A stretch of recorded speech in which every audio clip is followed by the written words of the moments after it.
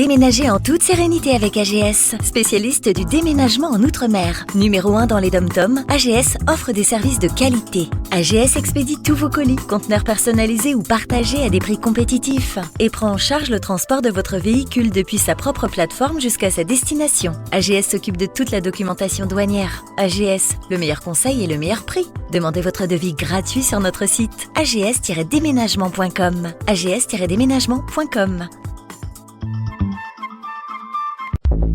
Martinique Actualité. Le collège Christiane Aida-Pierre du Morne-Rouge a fermé ce mardi après avoir été victime de graves actes de vandalisme.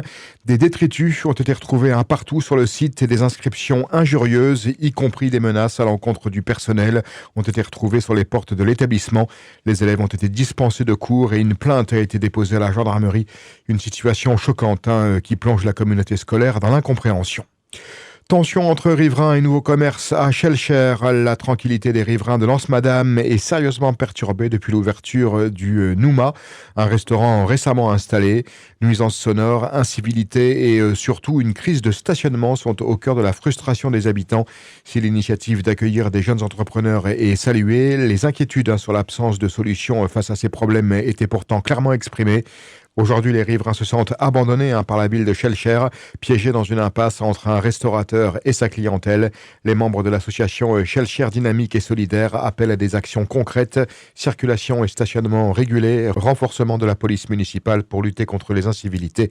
Ils plaident pour une consultation citoyenne afin de concilier attractivité et qualité de vie et d'éviter que l'évolution de la ville ne se fasse au détriment des Shellsharois, c'est dit. Drame à Saint-Domingue, en République dominicaine. L'effondrement du toit de la discothèque Jet Set a fait au moins 27 morts selon les services de secours. La nuit dernière, l'établissement était bondé avec entre 500 et 1000 personnes présentes pour assister au concert du célèbre chanteur de merengue Ruby Pérez. Les équipes de secours avec plus de 400 sauveteurs ont extrait les victimes des décombres. Plusieurs dizaines de blessés ont été transportés à l'hôpital. Le président Luis Abinader a exprimé ses condoléances et assuré que les efforts de sauvetage se poursuivaient. Parmi les victimes, la gouverneur de Montecristi. La situation reste chaotique et l'espoir demeure de retrouver d'autres survivants. Charlotte Parmentier-Lecoq, ministre en charge de l'autonomie et du handicap, a clôturé sa visite express en Martinique avec une annonce de taille.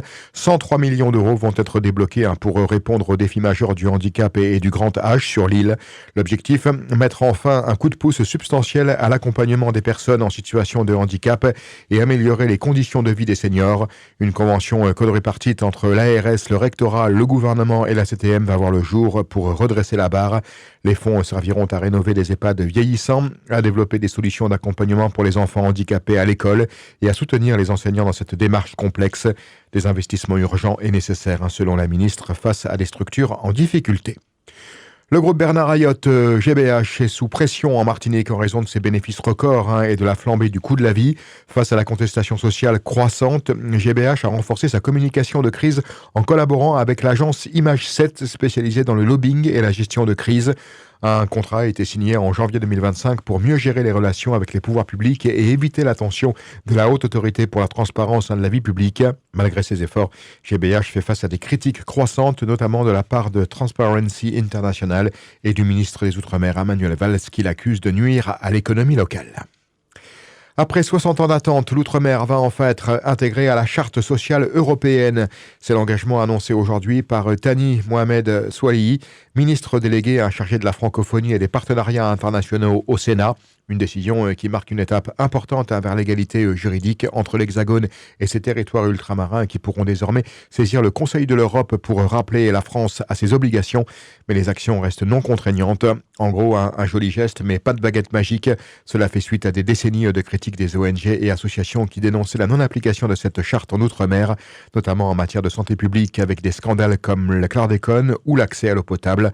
Alors oui, c'est un pas, mais il est peut-être plus symbolique qu'autre chose. En tout cas, c'est une victoire pour les militants qui depuis des années appellent à cette égalité de traitement. Reste à voir si cela donnera des résultats tangibles. L'Europe débarque en Guadeloupe et cette fois ce n'est pas pour une visite touristique. Hier, des perquisitions simultanées ont eu lieu au siège de la région Guadeloupe et au syndicat Route de Guadeloupe. Le but de l'opération, investiguer sur des fraudes possibles concernant les juteux 638 millions d'euros d'aide européenne que la région gère. C'est le parquet européen qui mène la danse avec la police judiciaire sur le terrain. Pendant ce temps, le président Richalus, bien tranquille, était à l'île de la Réunion à la conférence des RUP qui s'est terminée aujourd'hui. Les enquêteurs ont fouillé les bureaux liés aux travaux, à l'informatique. Affaire à suivre, mais les dessous de cette histoire risquent de secouer. Pari gagné pour Anaïs René Corail, 17 ans, élève en terminale régionale au CNED, qui se prépare pour la finale du Top Model International à Monaco le 17 mai prochain. Après avoir sollicité le soutien des Martiniquais via une cagnotte Litchi, la somme de 2400 € a été collectée. Donc, elle est sur le départ avec sa maman et tout a commencé l'année dernière avec sa participation à Top Model Europe où elle est arrivée finaliste Caraïbes. Au départ, elle ne pensait pas aller si loin. Anaïs n'est pas seulement une candidate dans un concours de beauté, elle est une porte-parole du changement et de la valorisation des cheveux naturels. À travers son parcours, elle envoie un message fort. Peu importe les épreuves, peu importe les jugements, il est essentiel de s'affirmer pleinement. On écoute Anaïs René Corail. Dans les concours, je préfère lâcher mes cheveux, avoir un afro pour montrer nos cheveux naturels des Antilles. Et jusqu'ici, ça s'est bien passé. Ils ont adoré. Et le fait que je vienne de la Martinique pour participer à ce concours leur a vraiment plu parce que pour eux, je suis vraiment venue de loin pour essayer de réaliser, on va dire, un rêve. Mais dès que j'arrive sur scène, je me transforme, on va dire, et ça me permet de montrer une autre personnalité de moi. J'aimerais bien agir contre le harcèlement parce que c'est quelque chose que j'ai vécu et en contrepartie, je me suis servi de cette expérience pour justement me surpasser et passer au-delà.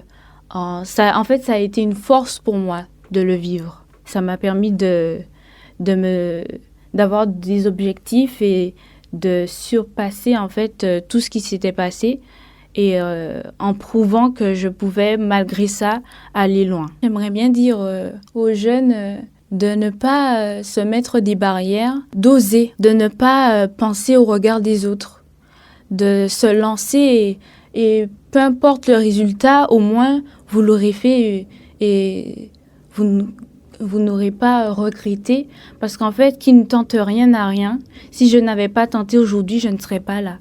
Histoire de temps, la saison cyclonique 2025 approche le 1er juin et les premières prévisions sont déjà là avec des chiffres qui risquent de faire trembler.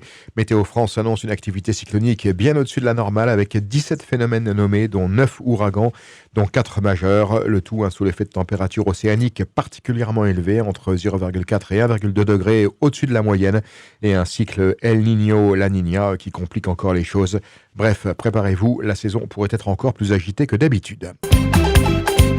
Au News Radio à outremernews.fr. On radio avait Info Guadeloupe, Martinique, Guyane, Réunion, Mayotte et surtout musique pour tout le monde. Attention,